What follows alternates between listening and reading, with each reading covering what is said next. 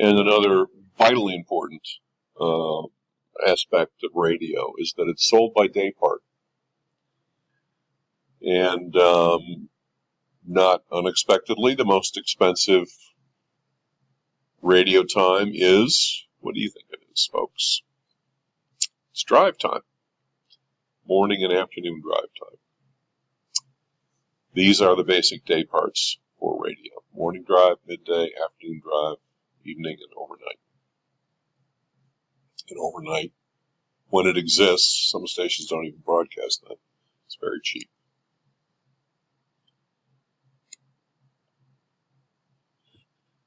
How is radio measured? And it is measured by a company named Arbitron. And they go to 294 metropolitan areas.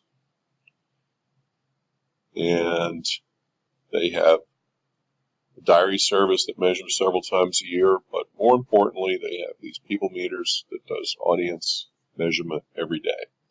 So I can literally run a program on the radio and see within a day what the ratings were. And Arbitron sells these data to the radio stations and agencies, etc.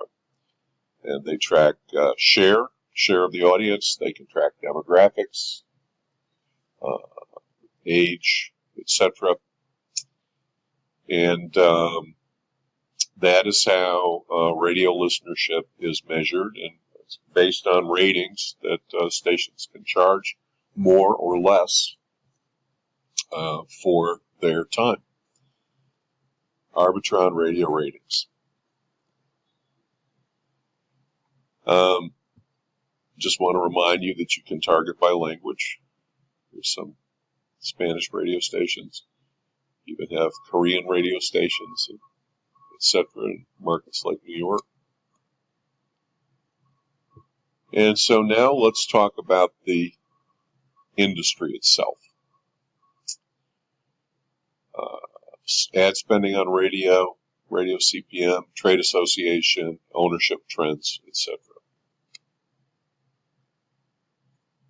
So in ad spending, and we've looked at this chart a couple of times in our classes this semester, you'll see radio is the third little group of two columns. 2017 ad spending, 18.2 million, and it goes up slightly, projected slightly up for 2021.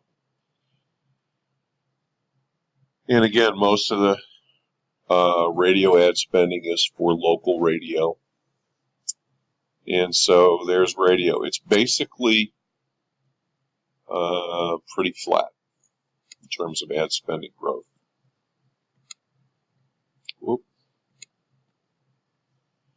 And on a worldwide basis, radio is that kind of brick red slice of the pie there.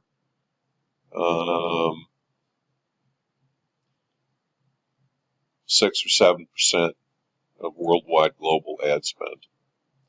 So not that different from out of home. You know, we always like to keep the international scene in mind here and give you perspective on that.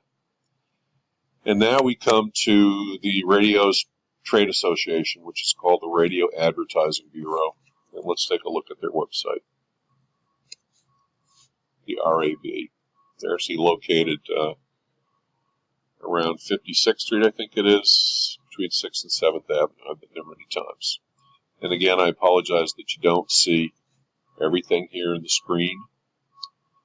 America's top reach medium. So the Radio Advertising Bureau is about marketing radio to advertisers and handling, countrywide radio issues of one kind or another, dealing with the government and regulatory bureaus. It's what's called a trade association. And what they say here is, I'm sorry you can't see it, it's America's top reach medium. 248.7 million persons, 12 plus, tune in weekly. Source, radar. Okay. And so you've got about the RAB, and let's just open that here. And hopefully on the screen you can see some information here. 6,000 member radio stations, 1,000 networks, rep firms. A rep firm is a company that a local radio station will hire to try to get national dollars into the radio station as opposed to just the local dollars. RAB participates in educational research, sales, and advocacy to promote and advance radio as a primary ad medium. Here's their mission, their objectives. And so there's case studies of people who've been successful with radio facts. So it's a good source of information, as all these trade association sites are for radio.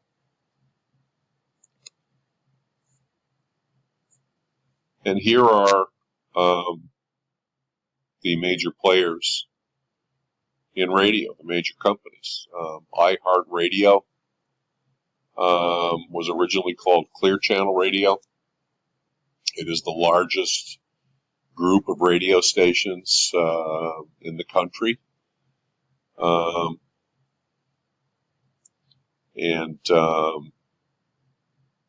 Their headquarters are also, in fact, in the same building as the Radio Advertising Bureau. Surprise, surprise.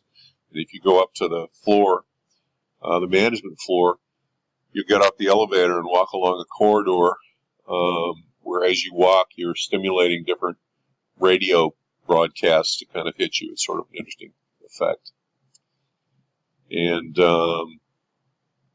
Entercom is another big one. Entercom is now merged or bought CBS Radio. CBS is no longer in the radio business, folks. Entercom bought them. And so the two biggest players are iHeartRadio and Entercom. Sinclair Broadcast Group also owns a lot of radio stations. You may know them. They're I think it's fair to say, very Christian, kind of conservative broadcasting group. We've got Sirius coming up there that you know about, Spotify, also National Public Radio that we've talked about before, are some of the big corporate players in radio. And just a word about NPR. The mission is public service. The government doesn't fund a lot of NPR. It's mostly funded by private donations and people who've left money in their wills. In fact, the widow of the founder of McDonald's restaurants, I believe his name was Ray Kroc, was the man.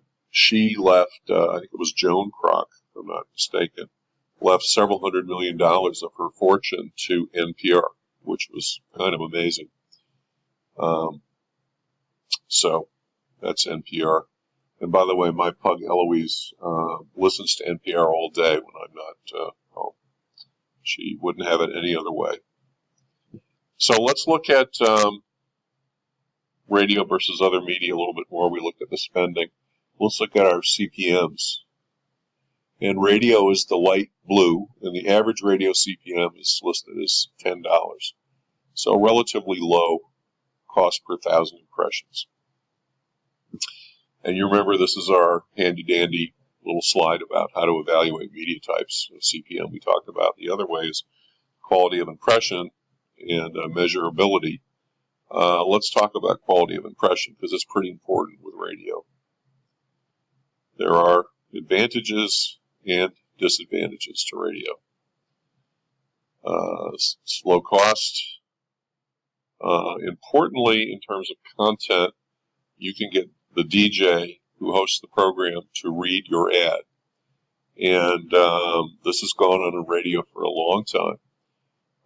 And if the DJ adds embellishments and gets behind it, you really get an endorsement from the DJ who can be a pretty popular character. And by the way, this has extended to podcasts, where live DJ reads is a very common way of advertising on podcasts. It's a pretty cool advantage that radio can offer. TV used to do it.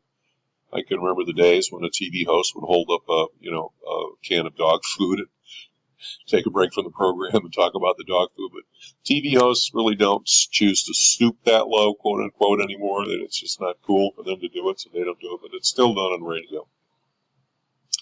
You can buy per inquiry arrangements, meaning I could pay per order on the radio, particularly in the overnight and the less popular time day parts.